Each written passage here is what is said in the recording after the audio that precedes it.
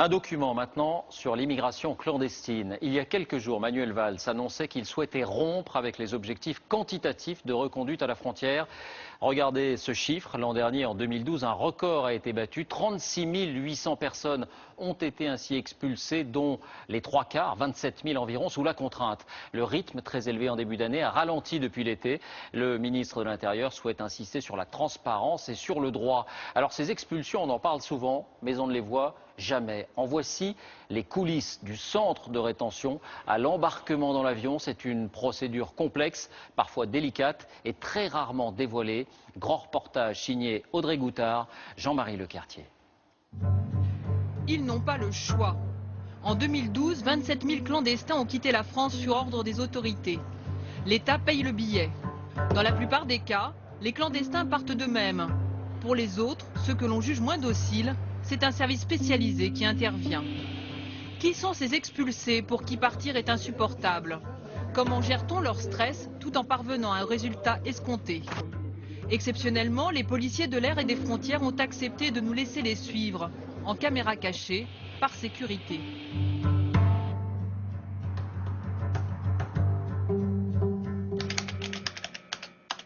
Bonjour. Parlez français? Non, il doit pas. Non. Albanès. Ok. Ces hommes sont des escorteurs. Ils appartiennent à une unité spéciale de la police de l'air et des frontières. Vous ouvrez la bouche? Très bien. Ils viennent pour un Albanais en rétention administrative depuis 5 jours. C'est un tout jeune homme. Ils ne vont plus le lâcher. Nous faisons Paris, Rome, Tirana. C'est pour ça que nous venons avec vous jusque là-bas, parce qu'on passe par l'Italie. D'accord? Il n'y a pas de problème pour vous? Ok. Des questions? Essayez de... Non? Il ne comprend pas un mot, mais le policier lui parle sans cesse. Ce n'est pas pour lui faire la conversation, c'est une technique pour le tester. L'objectif, c'est de mettre la personne en condition de voir dans quel état d'esprit elle est et de la rassurer également. Le but, c'est qu'elle parte tranquillement, en fait. Tout à fait. Dans les meilleures conditions possibles, psychologiquement, donc, comme je vous disais, physiquement, qu'il n'y ait aucun souci. Et voilà. Le jeune homme est tendu. Il sait qu'il roule vers l'ultime étape de son voyage. Au bord des pistes de Roissy, l'unité locale d'éloignement. On va s'asseoir là, on va attendre l'avion. Et après, on va aller à l'avion. Il est 5 heures dans à peu près 1 heure. C'est ici que se retrouvent pour quelques heures la plupart de ceux contraints au départ. 5000 personnes chaque année, venues de la France entière. Des hommes principalement. Seuls 4% de ces clandestins sortent de prison. Les autres, parce qu'ils n'ont pas de papier en règle, sont en infraction administrative. Jusqu'ici en France, cet Ukrainien était un plombier sans papier. Il ne veut pas mettre de menottes, il ne se voit pas comme un délinquant. Pour aller à l'avion, on va vous menotter, d'accord? Handcuffs? Non. C'est sécurité réseau. C'est obligé. Jusqu'à l'avion, après on vous les enlève. Si. Non. Après, 5 minutes. 5 minutes. 5 minutes. Ok. Voiture, on arrive dans l'avion, on enlève. Dans l'avion? Parce C'est que obligatoire. voiture de Pas le police. choix. Obligé. Obligatory. Pas du tout français. Pas parler la français. Ah, un peu haut.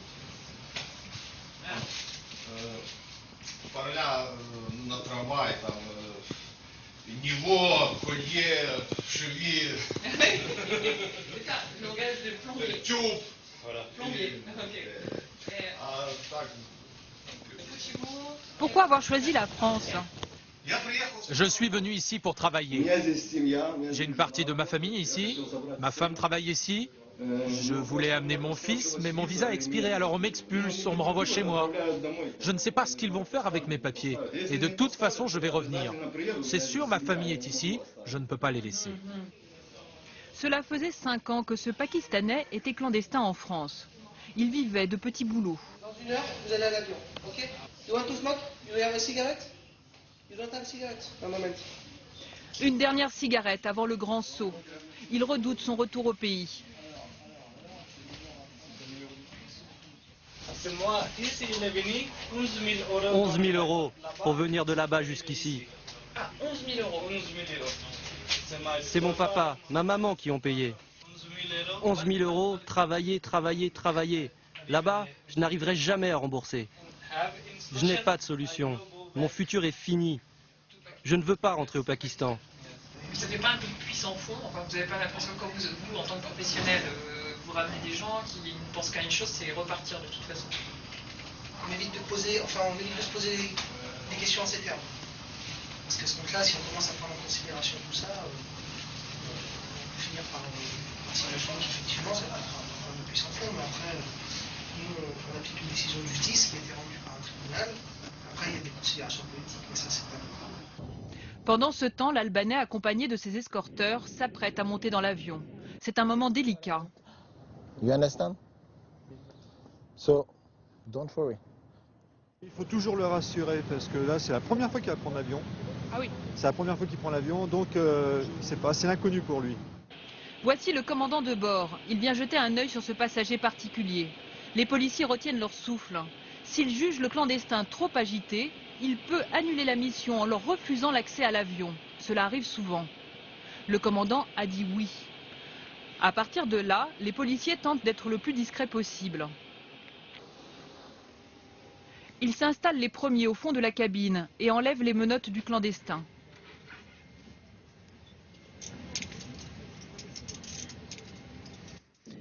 Dix minutes après, les premiers passagers rentrent. La plupart d'entre eux ne s'aperçoivent de rien. Cette fois-ci, le départ se passe dans le calme, mais ce n'est pas toujours le cas. En 2012, 280 clandestins ont été débarqués de l'avion pour cause de rébellion.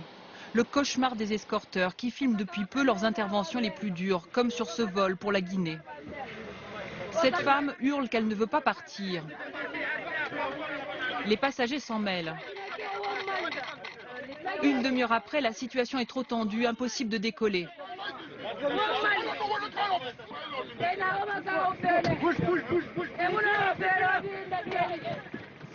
Ils sont spécialement formés pour intervenir dans un lieu confiné. En quelques minutes, la clandestine est débarquée avec le passager le plus virulent. Une rébellion sans issue car dans tous les cas, les expulsés sont remis dans un avion les jours suivants. La plupart des policiers de la PAF se refusent à juger le comportement de ces hommes et de ces femmes qui ont tant de mal à retourner chez eux.